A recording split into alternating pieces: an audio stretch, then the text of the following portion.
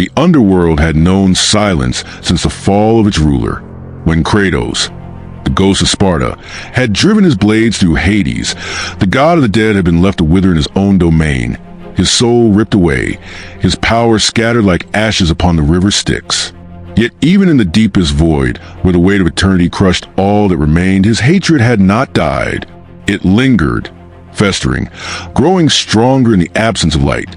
The prison that held him was beyond time, beyond existence itself. Yet the underworld was not merely a place. It was a force, an essence that could not be destroyed. Hades was his master, and a master, no matter how broken, could never be truly dethroned.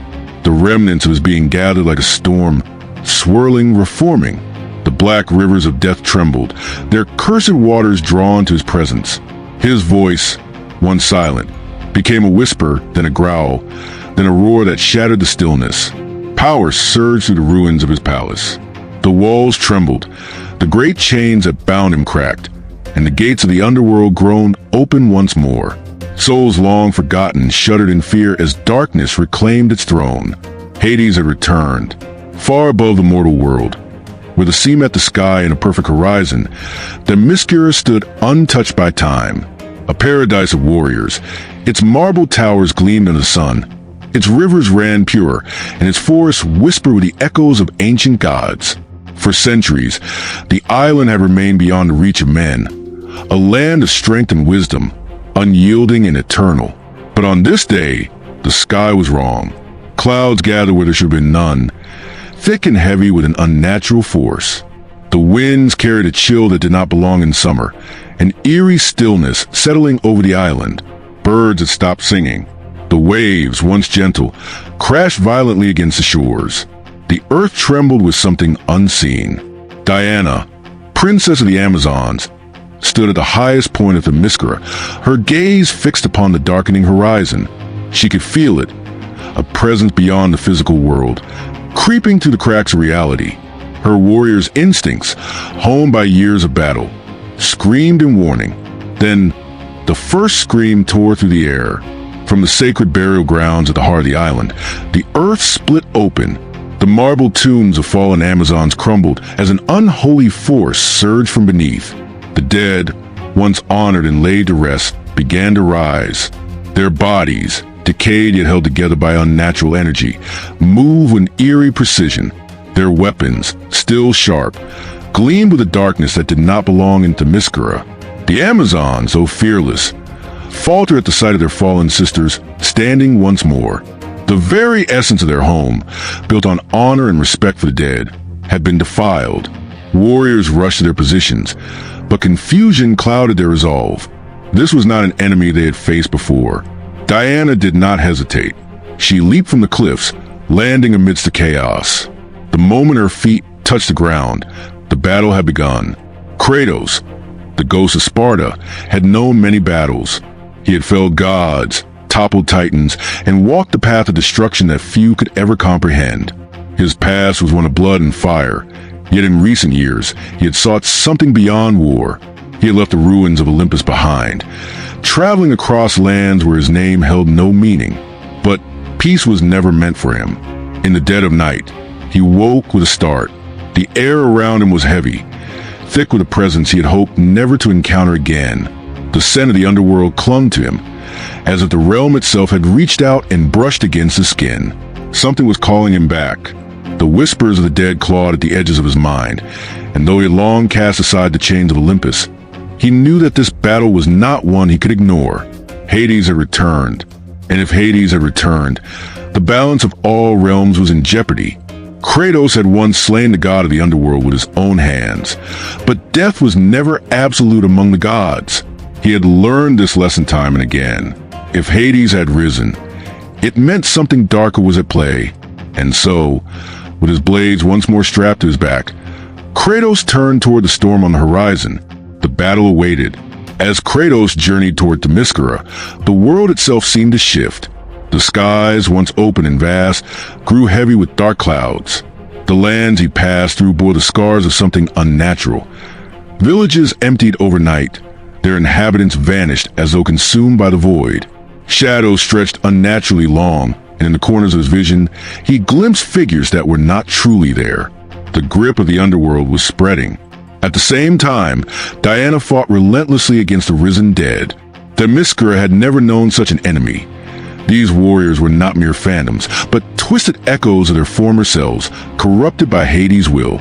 Even as the Amazons struck them down, they rose again, bound to their master's command. The battle waged on, and for the first time in many years, Diana felt the weight of uncertainty. This was not a foe that could be bested by skill alone. There was something deeper at play, something rooted in a force even the gods feared. And then, through the chaos, she sensed a presence approaching. Kratos arrived like a storm, his presence undeniable. He stepped onto the bloodied sands of Themyscira, his eyes scanning the battlefield with the gaze of one who had seen far worse.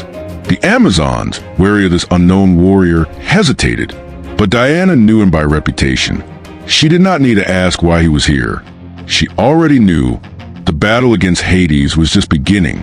The towering gates of Hades' palace loomed ahead, a fortress of blackened stone and writhing shadows.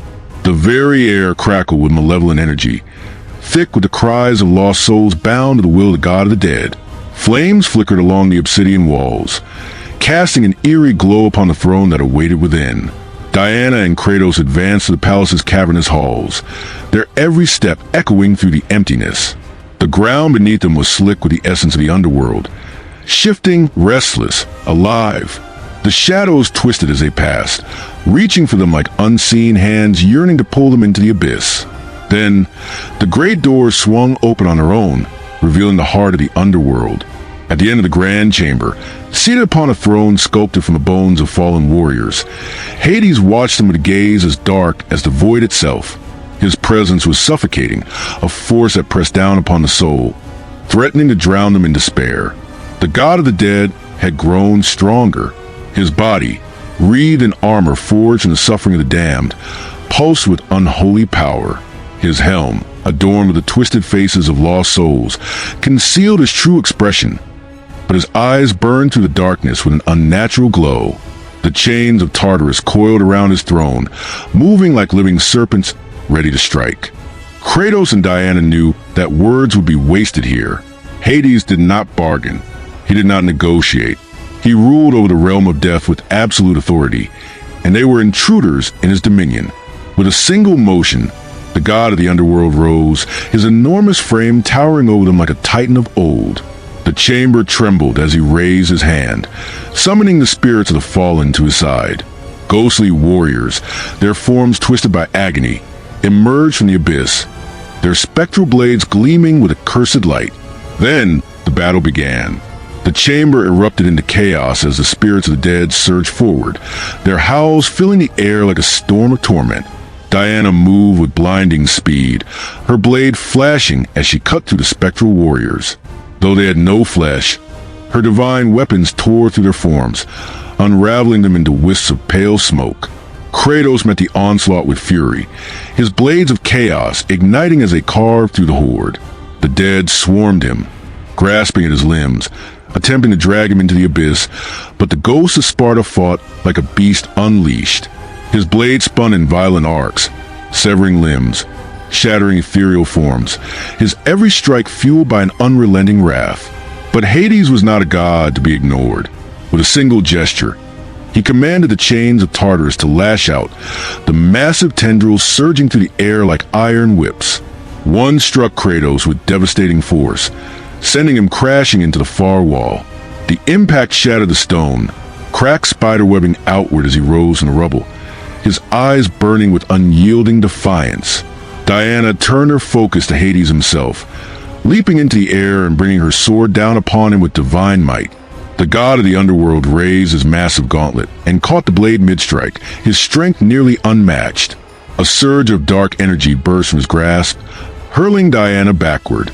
She twisted in the air, landing gracefully before charging again undeterred. Kratos rejoined the fight, launching himself at Hades with relentless fury. His blades wrapped around the god's armored wrist, and with a powerful pull, he dragged him forward, slamming his knee into his foe's chest. Hades staggered, but he did not falter.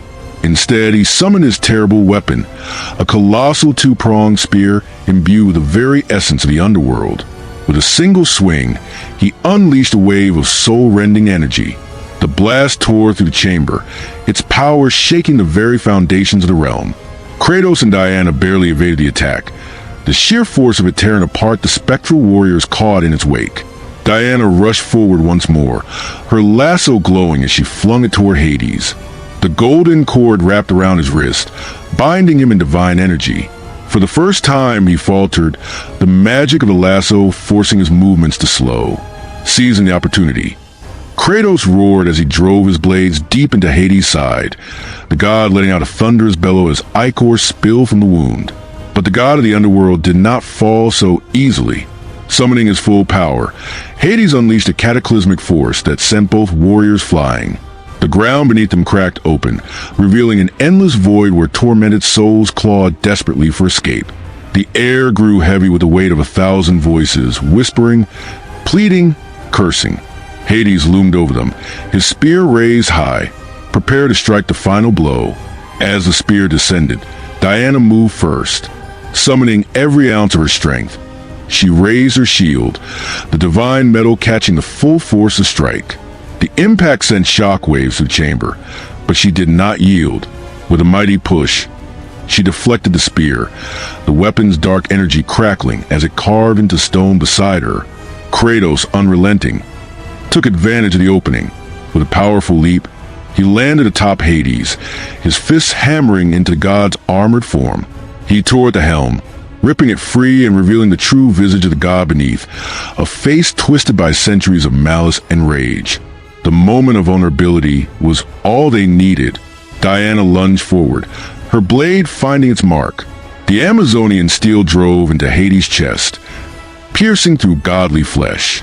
At the same time, Kratos wrapped the chains of chaos around Hades' throat, pulling with all his might. The god of the dead let out a deafening roar as divine fire and steel clashed within him, his form convulsing as power erupted from his very core. The palace trembled, the underworld itself shuddering as its ruler fell. Hades' body collapsed to the ground, his form beginning to wither, dissolving into the shadows that had once served him. The darkness that had spread across the land began to recede, the souls of the damned no longer bound by his will. And the war was over.